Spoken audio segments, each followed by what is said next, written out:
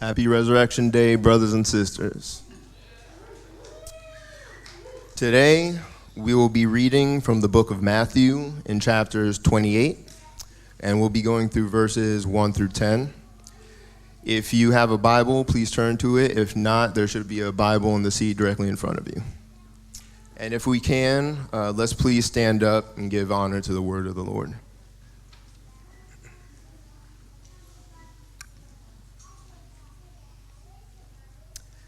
After the Sabbath, at dawn on the first day of the week, Mary Magdalene and the other Mary went to look at the tomb. There was a violent earthquake, for an angel of the Lord came down from heaven, and going to the tomb, rolled back the stone and sat on it. His appearance was like lightning, and his clothes were white as snow. The guards were so afraid of him that they shook and became like dead men. The angel said to the women, "Do not be afraid, for I know that you are looking for Jesus, who was crucified.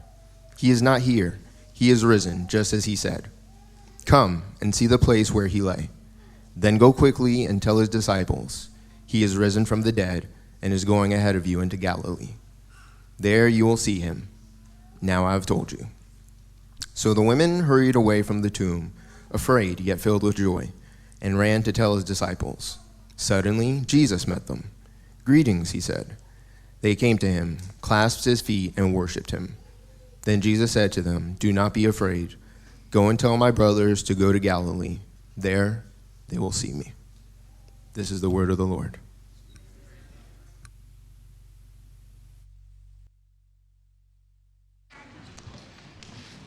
Good morning.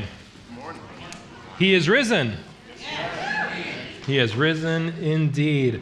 I'm so happy that you could come and spend your Resurrection Sunday with us this morning.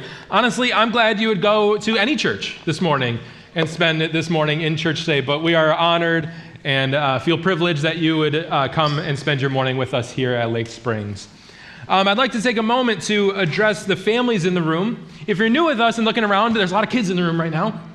And the reason for that is a couple Sundays a year, on Christmas and on Easter, we decided just to welcome all families in to worship with their families, and we can worship as one big family of families. So whether your family is one person or a bunch of people, we're just excited to worship with you. And I also want to say, if you have kids in the room, first off, if you missed it, there is a table in the back that has some activities and some fun things for them to do.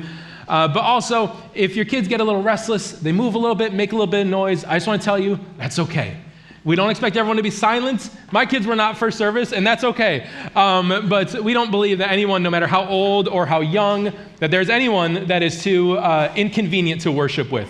So let the kids make a little bit of noise if they need to make some noise. It's okay. We won't judge you.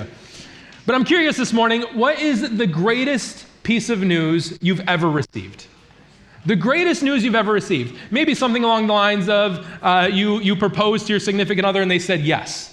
It may be the news that you found out you're having a baby, or that you got the job you were hoping for, or that you passed that final test and you're graduating, or you got into the school you were hoping to get into. Everyone has something that they deem is the greatest news that they've ever received. For me, the two biggest pieces of news, the two greatest pieces of news I've ever received was first on a cold Michigan November evening in 2009, when after a couple hour-long date of nervous procrastination, not asking my then girlfriend at the time to marry me, even though she knew that's what I was doing that night.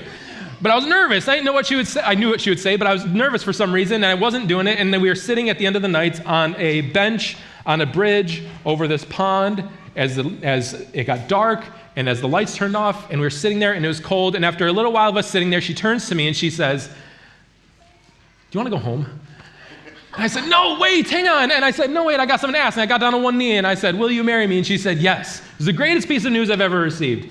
And then almost exactly 10 years later, in 2019, we were driving home from Greenville, South Carolina, back up here to the Raleigh area. And my wife gets a phone call, and she's talking on the phone for 45 minutes and crying and talking. I don't know what's going on. And she hangs up, and she looks at me and says, "There's someone who wants us to adopt their baby." It was the two greatest pieces of news I've ever received. But I'm curious what your greatest news is. And like both of those, however, all great news requires some sort of life change. All pieces of great news require some sort of life change. If you get the news, you propose, and you get the news, "Yes, I'll marry you," guess what? Things are about to change. You can't go on living like a single person anymore as you're getting engaged and planning to be married. If you found out you got the job that you were hoping to get, guess what? Things are about to change. Life is about to look different. The place you go for work every day, the things you do every day are about to change. You find out you're having a baby. That's great news, but things are about to change. You think you're going to sleep the same way you did before. Brother, you're not. It's going to be tough, but it's great news, but life is about to change. The reality is that all great news disrupts our life.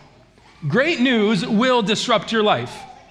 And no matter what news you've gotten before, no matter what great news you've gotten, no great news compares with the great news that was shared on that very first Easter morning. That very first Easter morning, as the angels came and spoke with the women and shared the great news of Jesus' resurrection, and then as they were commissioned as the first evangelists of the resurrection to go and share that news with the disciples, and as they went and they shared this great news with the disciples, and their response was not, "He is risen indeed," was it not? But they went and they shared, and this great news came, and it didn't just disrupt their lives, it disrupted the entire world. And if you choose to accept the resurrection, if you choose to accept the reality of the resurrection, it will disrupt your life as well. Easter Sunday because somebody convinced you to come. And that's okay. If that's you, if you're here just because someone told you need to come and you didn't want to, but you came anyways, guess what? I'm so glad you're here. That's great news that you're here. If you came because you were promised lunch afterwards or because you're just trying to keep the peace in your house, I am glad that you're here. Or if you came because you genuinely want to worship Jesus this morning, regardless of why you're here, I am glad you're here. But my goal today is not to convince you of the resurrection. My goal today is not to convince you of the reality of the resurrection. My goal is to show you that if you accept the resurrection, it will turn your world upside down. If you acknowledge the resurrection is true, it will change everything about your life. This Easter Sunday, as we look at the story of the resurrection of Jesus, we're also going to be looking at the last section of Jesus' teachings in the Sermon on the Mount. Here at Lake Springs, we've been going through the Sermon on the Mount ever since January, and looking at this as a way to say, how do we want to live our lives as followers of Jesus? And we want to align ourselves with the Jesus way of living. And as it concludes today with Jesus' final teaching in the Sermon on the Mount, that, alongside with Easter, is going to present us with a choice to make. We're going to be presented with a choice to make, to decide if we're going to let the good news of the resurrection turn our lives upside down, or if we are going to continue living the same way that we were before. So this morning, as we begin, we're going to start in Matthew chapter 7. If you have a Bible, you are welcome to open it up with us. There are blue Bibles underneath the seats in front of you. If you're new with us, typically on Sundays, we don't put our primary scripture text up on the screen. We love it when you open a physical Bible, turn there, and see that what we are saying is the actual words of Scripture, not something that we made up. However, today I also recognize that some of you are playing a little bit of defense with kids around you, and it might be hard to juggle a Bible too. So for today, all of our Scripture text will be on the screen. But today we are concluding this study through the Sermon on the Mount, and in this passage we're going to see a list of almost like warnings by looking at a list of opposites. And the first opposite that Jesus presents us with is he's looking at two different paths that we can take. So we're going to start in Matthew chapter 7, starting in verse 13. These are Jesus' words. And he says this, "Enter through the narrow gate, for wide is the gate and broad is the road that leads to destruction, and many enter through it. But small is the gate and narrow is the road that leads to life, and only a few find it." You see, this is the choice that Easter presents us with. That there's two paths to take. There's the Jesus way, aligning ourselves with the resurrection and with Jesus, or we can go the other way. One leads to life and one leads to destruction. And unfortunately, there is no third option. We can't look at this and say, I'm just going to make my own path. I'm going to do life my own way because I'm sorry, but doing things our own way is the path that leads to destruction. There is no third option. There's following Jesus and leading to life, or there is not following him and leading to death. See, this is an invitation, but it's also a warning.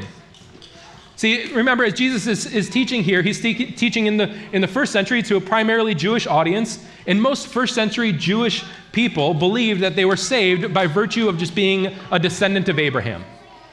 All right, they believed that they were inherently, because of who they are and where they were, that they were saved, but Jesus is challenging this belief. He is challenging their assumption of salvation. And let me tell you, this can be true for us today as well. Depending on where you live, depending on what area you are in, there are parts in there are areas that it may be culturally accepted or even culturally advantageous for you to claim to be a Christian. Now, that's certainly not the case in the entire world or the entire country, even the entire state, but there are pockets, especially in the South, that it may be beneficial to you socially to claim Christianity. Cultural Christianity runs rampant, especially in the South, and it can be a danger to us to claim Christianity just by virtue of where we are or based on our upbringing.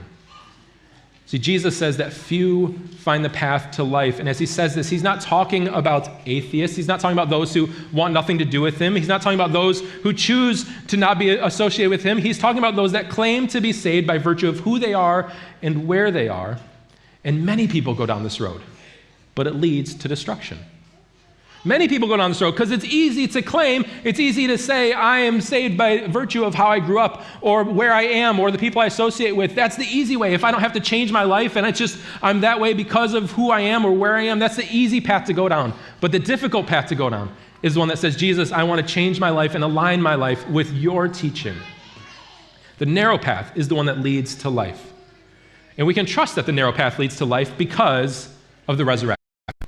We can trust that because of what happens in a handful of chapters. Because Jesus' death and resurrection, we don't base our lives on him just because we're told to, but we base our lives on him because of his death and his resurrection. And because of that, we can walk the narrow path knowing that it doesn't lead to a dead end, knowing that it leads to life.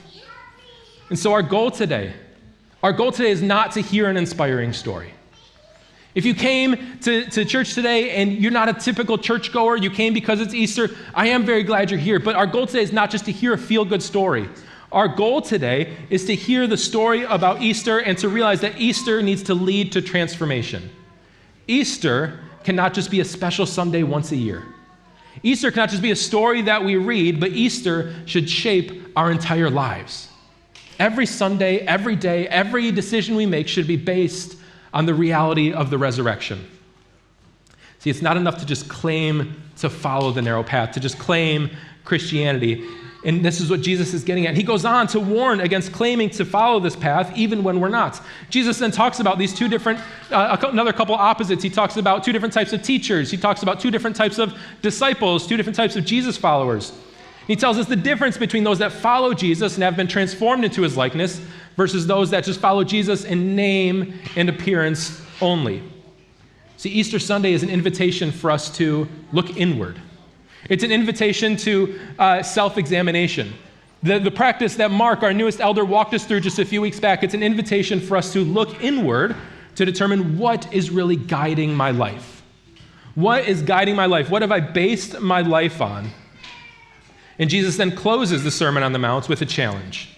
The whole sermon comes down to this. It's his longest recorded sermon. It's the most preached about, the most written about sermon in all of human history. It all comes down to this final statement. It all comes down to this final statement in verse 24. Therefore, everyone who hears these words of mine and puts them into practice is like the wise man who built his house on the rock. The rain came down, the streams rose, and the winds blew and beat against that house, yet it did not fall, because it had its foundation on the rock. But everyone who hears these words of mine and does not put them into practice is like the foolish man who builds his house on the sand. The rain came down, the streams rose, the winds blew and beat against that house, and it fell with a great crash. See, we are all being formed by something. We have all found our identity in something. We have all built the foundation of our lives on something. Your foundation you've built maybe on the money or the wealth you've accumulated, maybe on your successes, your experiences, your family structure, your job status, anything like that. You may have built your foundation on these things, and these things are not inherently bad things. We often build the foundation of our lives on things that are actually good things, but we're not meant to sustain us. We're not meant to help us weather the toughest of storms. We're not meant to sustain us for an eternity. There's only one foundation that we can build our life on. Only one foundation that will last for an eternity, and that is the foundation of Jesus. To build your life on his words, on his teachings, to build your life on being with Jesus, becoming like Jesus, and doing what Jesus did. And especially especially today on Easter. This isn't some hollow or empty challenge. This isn't something we just say. We don't blindly follow someone, but we build our lives on Jesus because of what he accomplished on Easter.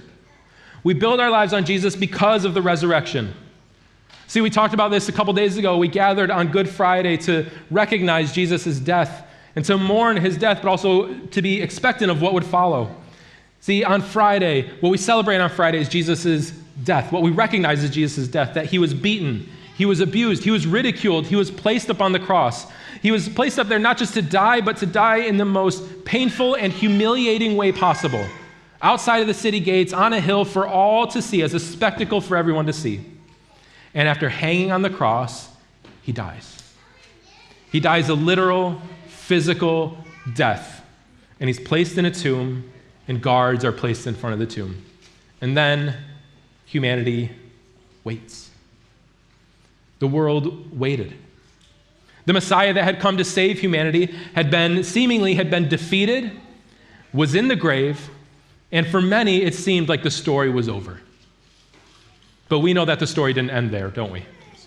As we continue reading, as we look into Matthew 28, as we look again to what Yuri read for us just a little bit ago, we see what happens next. We see that Jesus was killed, he was buried, guards were placed at his tomb, and then we look back in Matthew 28 to see the rest of the story. It says, after the Sabbath, at dawn on the first day of the week, Mary Magdalene and the other Mary went to look at the tomb.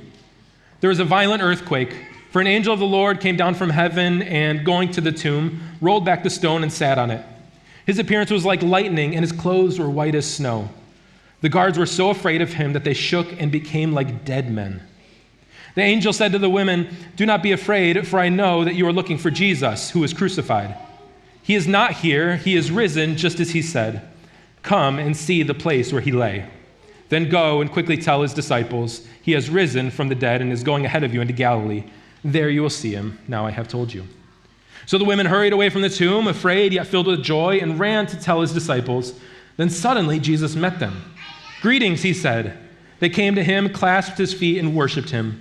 Then Jesus said to them, "Do not be afraid. Go and tell my brothers to go to Galilee, and there they will see me." See, we don't build our lives on Jesus because he was a good teacher. We don't build our lives on Jesus because he was a good person, because he was a moral person. We build our lives on Jesus because he conquered sin and death. And he didn't just conquer sin and death, he did so for you.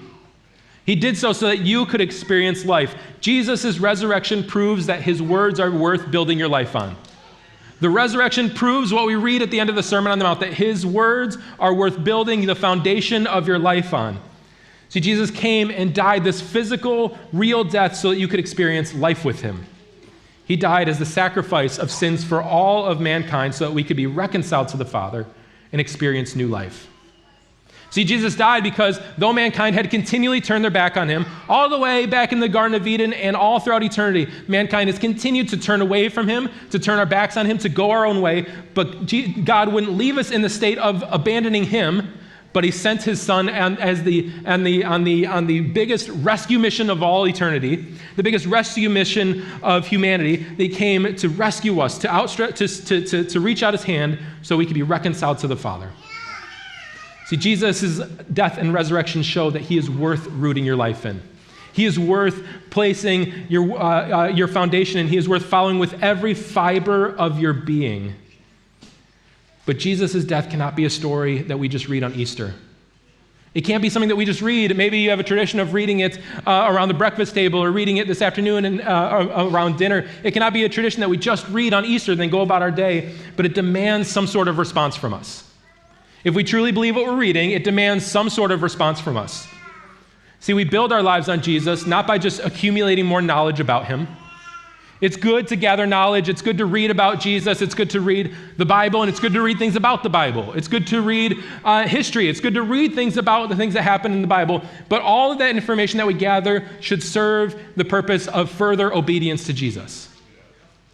That it's good to learn, but our foundation cannot be built on more information. Our foundation is built through obedience to Jesus, not just more information about him. Knowledge is great, but we can't wait until we have all the information. I know everything, and then I'll build my life on Jesus. Our foundation is built on following Jesus, on following his word through obedience not just on gathering more information. So as we read the story of Easter this morning, we read the death and the resurrection of Jesus, we're faced with a question. And the question is, what are we going to do with this? What are we going to do with this? Are we going to go home, go to lunch, go have dinner, and continue on our week and our lives as if nothing happened, or are we going to make some sort of change? What are we going to do with Easter? See, I want you to think about it this way. There's something unique that happens every 4 years in the world that the entire world seems to focus on every 4 years, but doesn't seem to care about any other time. What does the world focus on? Everywhere, every country focus on every 4 years. What does everyone focus on? No, not the World Cup. Good guess. I didn't even know that was every 4 years. People in first service, come on. Every 4 years, there seems to be a renewed interest in the sport of curling. Curling. Y'all know what curling is? It's the Winter Olympic sport that, it has the guys like brooming the ice and sweeping the ice, and it looks ridiculous. Does it not? I mean, and no shame if there's professional curlers in the room, but it looks like a really silly sport. Apparently, it's much more difficult and strategic than it looks. In fact, as I was reading, I saw that curling is often referred to as chess on ice, which seems a little dramatic to me, but I don't know. But what happens in curling, the most ridiculous group of people, the most ridiculous looking players in curling are the sweepers, right? Those with the sweepers. What they do is they have these broom looking things. They have these mops or these brooms that look an awful lot like this, right? This is not one. This is a broom that was given to us because it's really good at sweeping up dog hair, and we have dogs with long hair. But it looks kind of like this. And what they do as they're playing their part in curling, whatever, they're just sweeping. And they just go to town sweeping. So what happens is at the top of the lane, there is someone with the coolest name of any position in sports. You have the stone thrower. All right, so the stone thrower, they're at the top of the lane, and they glide up, and they get down in like a marriage proposal stance, and they just glide up, and they release this 40-pound chunk of granite onto the ice. All right, they just release it onto the ice, and it goes down the lane, and as it goes down the lane, then you have the sweepers who come, and they just start sweeping. They just start going nuts. Like, they're just sweeping, they're going crazy, and the whole time, the stone thrower is yelling things out to them. He's yelling instruction, and it's especially exciting if you're watching a team whose language you don't understand, because they're just going nuts and you don't know what's happening. But they're yelling things, they're yelling codes, they're yelling things about to make it go, sweep to make it faster, sweep to make it spin more, to make it hit the other person's stone, to make it hit the target. And what happens is for those moments, the sweepers have to be completely reliant on the stone thrower. The reason for that is the stone thrower knows exactly how much effort they put into releasing the stone. They know exactly how much spin is on it. They can see the whole lane. They can see where it's going, where it needs to go. They have a perspective that the sweepers don't have. So the sweepers, as they're going, they have to be fully reliant on the stone throwers. They've got to be going to town, and they got to be listening to the stone thrower. And this is often how we can be when we come out of a Sunday like Easter. When we come out of a Sunday like Easter, we can be going, and we can be fully just on fire for Jesus. You can be like, Jesus, I'm going to listen to everything you say, and I'm going to live my life based on you, and I'm just sweeping for Jesus. Like, I'm just going to town. I'm just sweeping for Jesus, and I'm going to go anywhere he wants me to go. And that can feel really good for Sunday. And then we get to Monday and Tuesday, and work goes on, and I'm sweeping, and I'm trying to do the things that I'm supposed to do, but I realize that Jesus may be telling me to do something that makes me a little uncomfortable. Then I'm starting to sweep, but Jesus, you seem to be telling me to do something or pointing me in a direction that I'm not sure that makes me so comfortable. So maybe I'll back off my sweeping a little bit. Maybe I'll slow down. Maybe you're telling me to sweep this way, but instead of sweeping this way, I'm going to sweep this way. Excuse me, y'all. Maybe I just want to sweep through here and sweep my own direction and go a way that is different than where Jesus is telling me to go. See, but the reality is the only way to live a life that is the life that God intended for us, the life that we've been reading about all throughout the Sermon on the Mount, this flourishing life that God intended for us, is to stay rooted in the instruction of the stone thrower. To stay rooted in the instruction of Jesus, the one who sees the whole picture, the one who can see the destination of where we want to go and can see that that is the path that leads to destruction. That is the only way to a life that God intended for us. See, our lives are all being formed by something. Our lives are all being formed by something. Your life may be being formed. It's being formed by things like the music you listen to, the books you read, the shows you watch, the company you surround yourself with. Every input we have is forming us into a certain type of person. We have all found our identity in something. We have all built our lives on something. And it can be tempting in a message like this to think about where you've been before today. To think about where you've been and say, I've gone my own way so many times. I've built my life on so many different things. So it's too late for me. I've tried it too many ways and it's not working for me. But the question for us isn't what happened before today. The question for us is, what do I want to build my life on going forward? What do I want to build my life on starting today, starting right now, moving forward? Jesus is inviting you to build your life on a life transformed by him, to experience his love, his grace, his forgiveness, and to go on living a life that is shaped by Jesus. So this Easter, I want to extend an invitation to you. The invitation is simple. It is simply to accept or reject Jesus. And unfortunately, there is no third option. To not accept is to reject. This does not mean that there's no room for doubt, that there's no room for questions, and there's no room for wrestling. But at the end of the day, we have to make a choice, and it is either accept or reject Jesus. See, will you allow the great news of the resurrection to disrupt your life today? Will you allow the resurrection to turn your life completely upside down, change the path that you were on before, and go on down the narrow path, living a life that is rooted in the instruction of Jesus? See, God sent Jesus as this outstretched hand, and it is up to us to decide if we are going to grab that hand or not. It is up to us to decide if we are going to accept that hand or not. And if it's an invitation to stop trying to just live life on your own, to go your own way. And so I want to ask you something. I want to invite you to do something. In a few moments, I'm going to pray, and I want to invite you to pray with me. And whether you have maybe accepted Jesus in the past and have gone on, walked away from that, gone on living your own way, and you're sitting here today saying, I want to recommit. I want to commit my life to Jesus today. My own way has not been working. I want to go the Jesus way today. Or whether you're sitting here saying, I've never made that commitment before. I've never made that decision before. Either way, I want to invite you to pray with me. I want to invite you to turn away from your own way of doing things, turn away from the path that leads to destruction, and turn towards the path that leads to life, the Jesus way of living. So I'd love to invite you just to pray with me this morning, if you would bow your heads.